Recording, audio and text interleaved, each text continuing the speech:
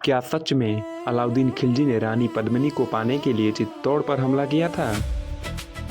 आखिर जौहर हुआ क्यों? हजारों सैनिक, चारों तरफ घेराबंदी, फिर एक ऐसा फैसला जिसे आज भी इतिहास याद करता है।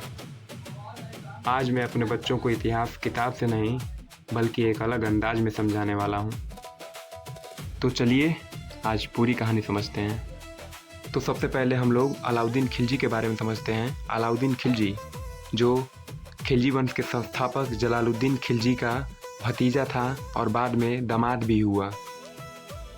अलाउद्दीन खिलजी ने जब दक्षिण भारत को जीतकर वहां से अत्यधिक धन लूटा और इसके चाचा जलालुद्दीन खिलजी ने जब इससे अत्यधिक धन का हिसाब मांगा तो इसने उसकी हत्या 1296 ईस्वी में मणिकपुर इलाहाबाद में ही कर दी।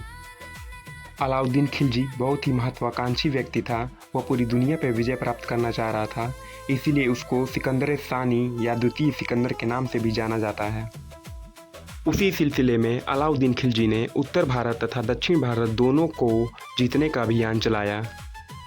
अब यहाँ से शुरू होती है असली कहानी।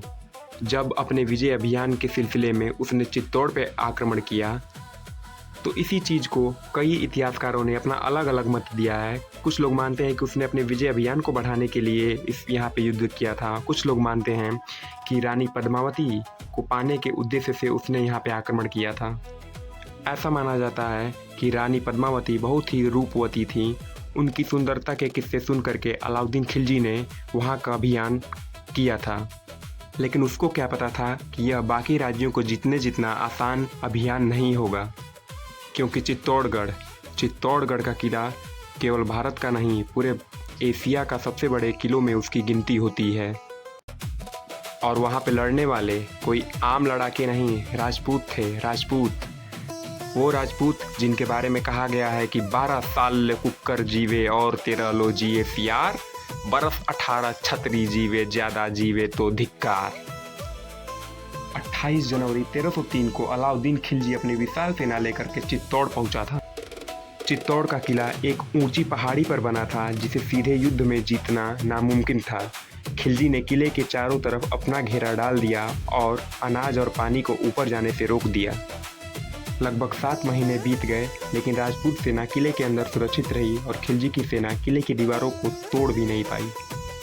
तो खिलजी ने एक नया दांव खेला। उसने शांति का प्रस्ताव भेजा और कहा कि अगर उसे रानी पद्मावती की केवल एक झलक दिखा दी जाए तो वो अपनी सेना लेकर के वापस लौट जाएगा। राजपूत मर्यादा के अनुसार रानी किसी पराये मर्द के सामने नहीं आ सकती थी, इसलिए एक आईना लगवाया गया।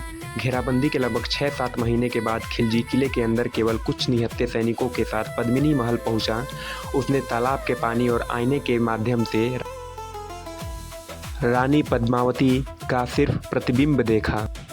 उसके बाद जब रावल रतन सिंह एक अच्छे मेजबान की तरह खिलजी को छोड़ने के लिए किले के आखिरी दरवाजे तक गए तो पहले से छुपकर बैठे खिलजी के सैनिकों ने उन्हें धोखे से बंदी बना लिया और दिल्ली ले गए।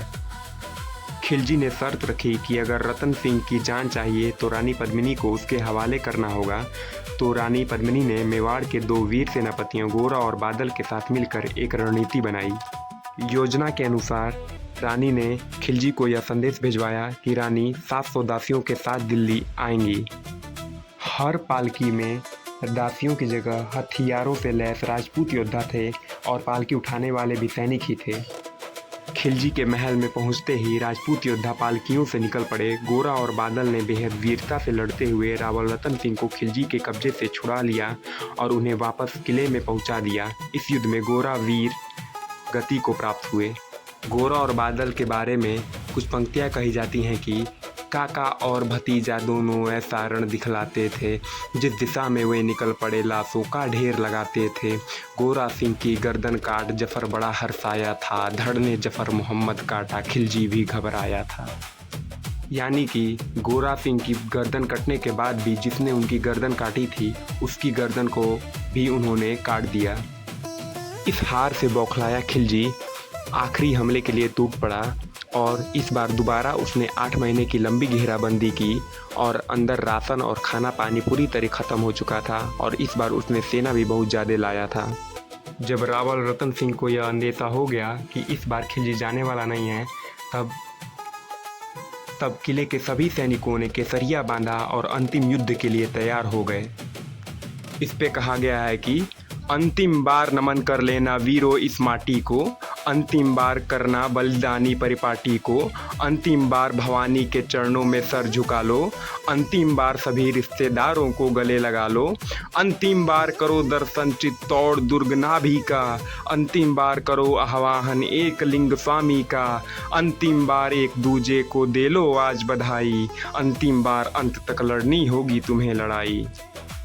उसके बाद युद्ध होता है और उस युद्ध में रावल रतन सिंह के सैनिक और अलाउद्दीन खिलजी के सैनिकों के बीच बहुत बड़ी जंग होती है।